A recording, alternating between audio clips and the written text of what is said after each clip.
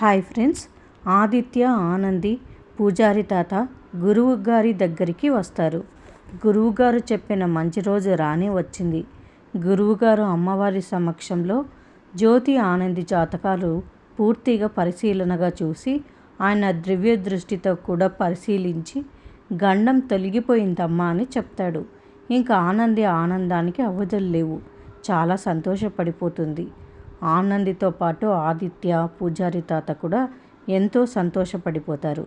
ఇంకా గురువుగారు అక్షింతలు తీసుకొని అమ్మవారి పాదాల దగ్గర ఈ అక్షింతలు వేసి దండం పెట్టుకొని నీ కన్న తల్లి దగ్గరికి వెళ్ళమ్మా అని చెప్తాడు.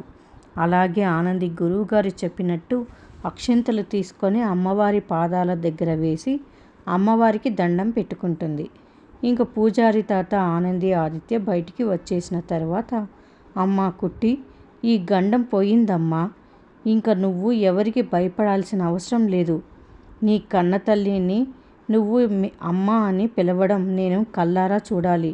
పదమ్మ వెళ్దామంటూ సంతోషంగా ముగ్గురు బయలుదేరుతారు. ఎప్పుడెప్పుడు తన కన్న తల్లి దగ్గరికి వెళ్ళాలని ఆతృతగా ఉంటుంది ఆనంది.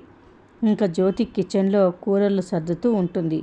మరి ఆనంది జ్యోతి దగ్గరికి వచ్చేసరికి జ్యోతికి ఏదైనా అపాయం జరగబోతుందో, లేదా జ్యోతికి ఇందుమతి ఏదైనా కీడు తలపెడుతుందో, మరి ఆనంది తన కన్న తల్లిని కలుస్తుందో లేదో చూడాలి.